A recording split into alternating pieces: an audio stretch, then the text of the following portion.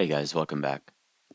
So today what we're going to be creating is a couple procedural terrains that we're going to import from an EXR file, which I put in a link in the description, so everyone should grab those. We're going to follow along with the EXR that I provided, but then you guys can use your own. You can find them online, or the end of the tutorial, I'll show you how to use a free version of Houdini to generate some really cool ones yourself. For now, let's just use the file that I grabbed. What we'll start with here is nothing but this component that I finished the last tutorial with.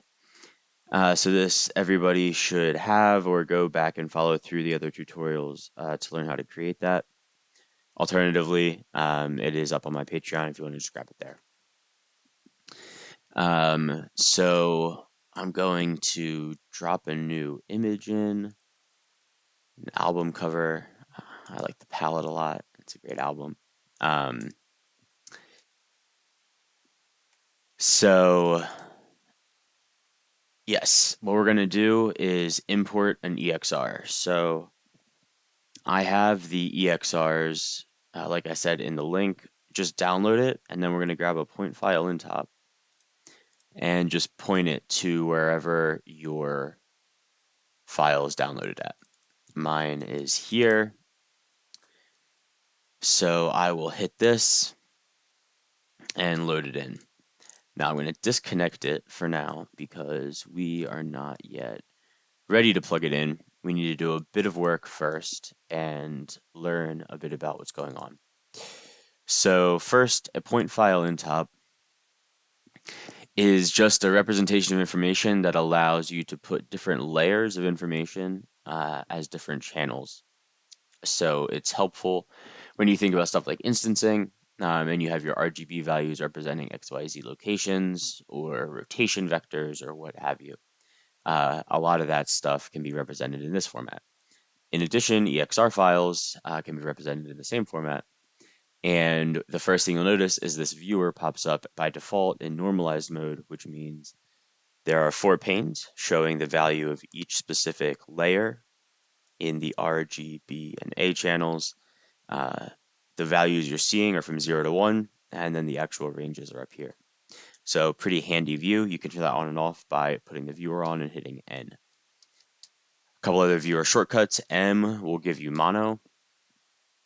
C will give you color or mono. D will show you the values that you're hovering over in the lower corner, which is super handy. And it's nice because if you zoom in, they stay in the corner. And then V will allow you to view it as points. So this is actually this data represented as points, which isn't relevant right now, but it is really helpful sometimes. So let's go back to our normalized view. And what we need to do is grab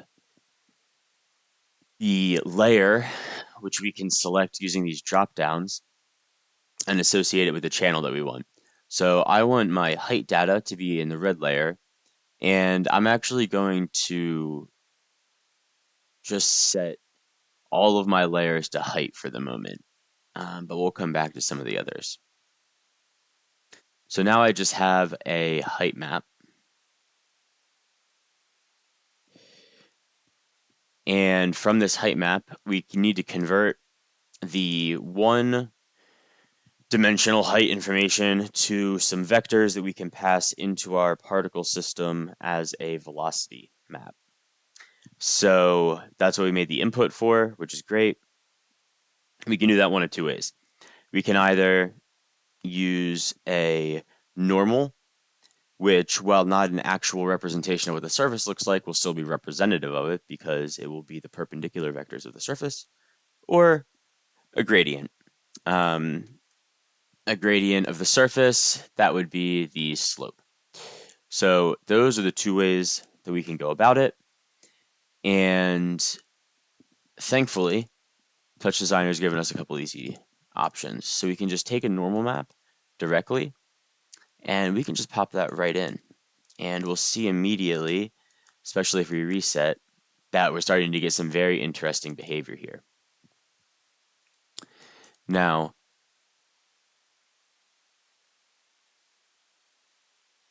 I've got a million. No, that's not right. There we go. I've got a million particles in the simulation, um, which I think everybody's computer should be able to handle. You notice I just added 100,000 and now it looks way better. So make sure you guys have a number of particles, probably the highest that you can handle realistically to get this maximum depth. Um, so yeah, that's how to use normals. One interesting variant here would be to replace one of these channels with something like sediment, let's say. Or actually, maybe instead of sediment, we can use debris. And so you can see that the debris values only go from 0 to 26, but the height values go from negative 128 to 160. So because of the big change between those two values, the normal vector is always going to have a bias towards one direction. That bias towards one direction is what you are seeing in these long, flowy, kind of spindly root patterns that are forming. I tend to like these. I think it's pretty cool. So it's handy to know. And you can experiment because different other layers will have different impacts on how they overlap with the normal vectors. Um, so there's a lot of good iteration to happen just in there, but I'm going to leave it as height now.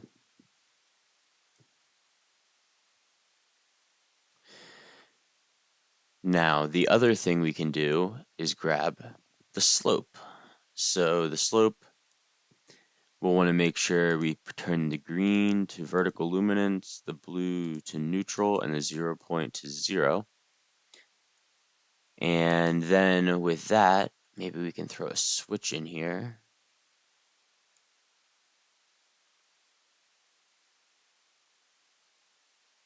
And turn our switch to 1 and look at what a slope looks like. And it's looking pretty good. You can maybe turn the strength up a bit, potentially a lot. And we can see that the slope is also a very cool effect that has some pretty interesting variation. And if we're changing these again, let's say sediment or debris, we can see that this has an effect as well. And so there's all of these interesting combinations that you can start to think about from just this very simple file. One other thing that we could do is put a null in here, put a transform, turn the tile onto mirror, and then scale. You can scale out or scale in, and that will also change your maps, which will change the appearance and effect of what's going on. So I'm going to add a few of these to our parent. We'll add scale. You probably want to clamp that because otherwise you get some divide by 0 errors that could potentially mess things up for you.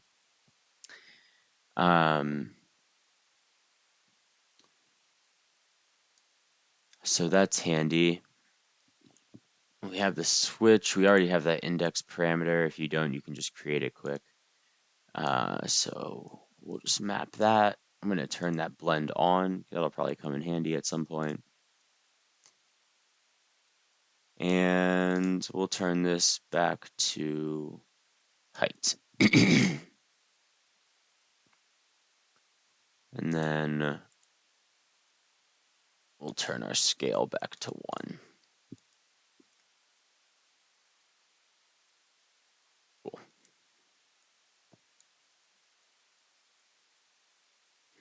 So one other thing that we're going to do here is just add our procedural terrain top.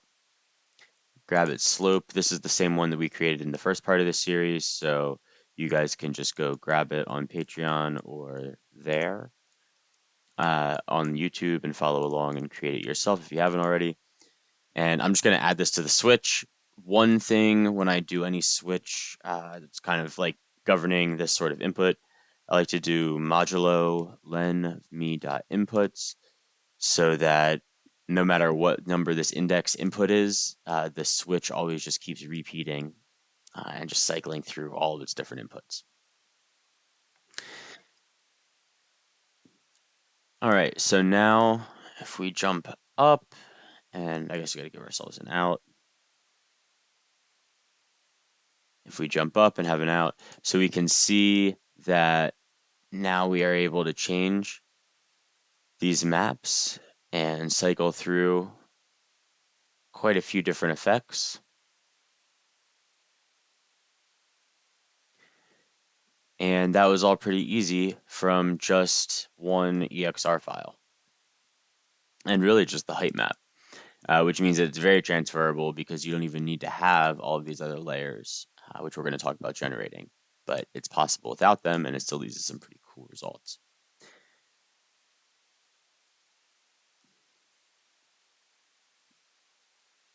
Okay, so now we're going to jump into Houdini. You can go to sidefx.com/buy and download a free Houdini Apprentice version. It's what I use, and it's more than enough for everything we're going to do here. So if you're going to follow along, just do that and jump back on when you're ready.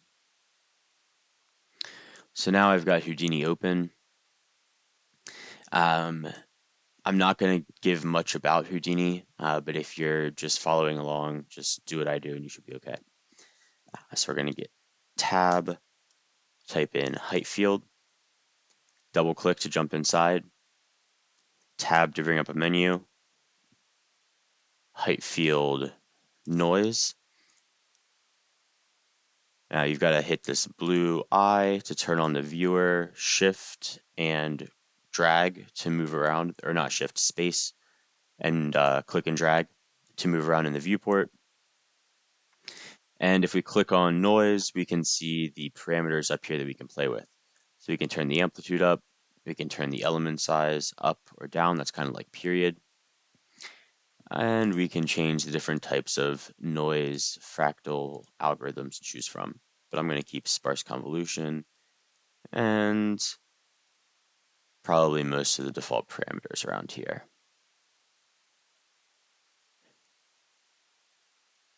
Now, after this initial noise, we're going to type in a height field resample and drop that down, turn on the flag, and we're going to resolution scale this by 2. It's going to double the resolution of our height map and allow us to get more clean lines when we import. So now hit tab, we're going to type in height map erode. You notice that I'm not typing in the full thing. The autocomplete's shockingly good. Turn on the erosion simulation and hit. So before you do anything, you can drag along the timeline and the erosion simulation will run frame by frame. Alternatively, you can go up here and click freeze at frame, and that'll just run the first 20 frames of the simulation. So the choice is yours. Normally, I leave it at freeze at frame when I'm going through a project so that it always builds exactly where I want it to.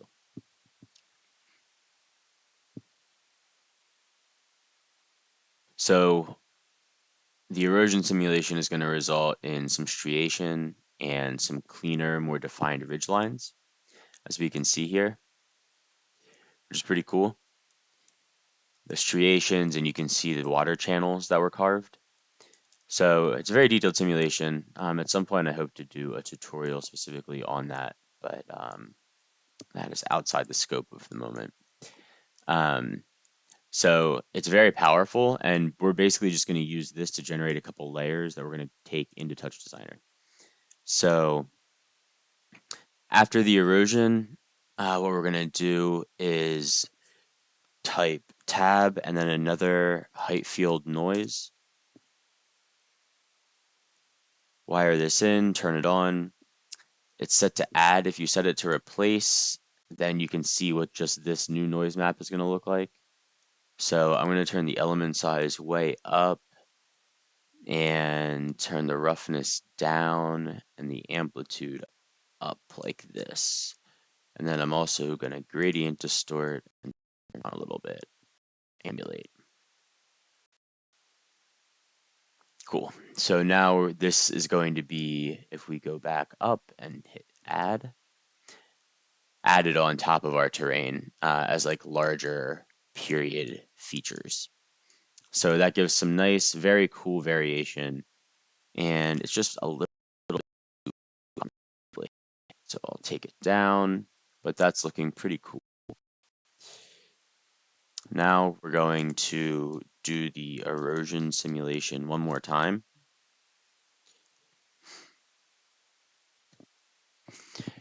On this simulation, we're going to want to turn our cut angle up. The cut angle is what's going to lead to the level of detail and sharp faces. So a higher cut angle is leading to more sharp striation, and I like that effect more, but ultimately pretty stylistic. And I'm going to not change any of the other settings, but you can explore. But I'm not going to go into that now. So freeze it at frame, reset the simulation, and let erosion take place once more. So you can see the result now is looking pretty cool. It's pretty high res. There's some cool striation. We have some sharp peaks, but also some sloping planes. And that's a pretty cool terrain. So the other thing that we want to do to be able to use in Touch Designer is the flow. So you can type in height map flow,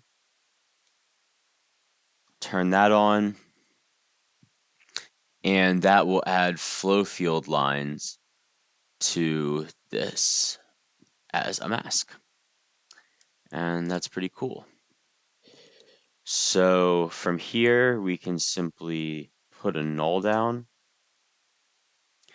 and then we can export this. So to export, hit tab and type cop, and we're going to do a cop2 network. Just put it down, hit enter to jump inside, hit tab again, SOP import, SOP import. You're going to want to hit this. You can select our null. This is like a tree view. So you can select the null that we just build to. Set resolution, set planes. We can see that we have our erosion simulation planes as well as our flow, as well as a XYZ for flow direction. So all of that's good. We can see that our we're importing everything. And so from here, then we just need to do a ROP file output, wire it in, make sure you set the plane scope to all of the planes, and render current frame only. Now, we'll just call this terrain out and hit render. And this will save a file in whatever directory you have this project saved in.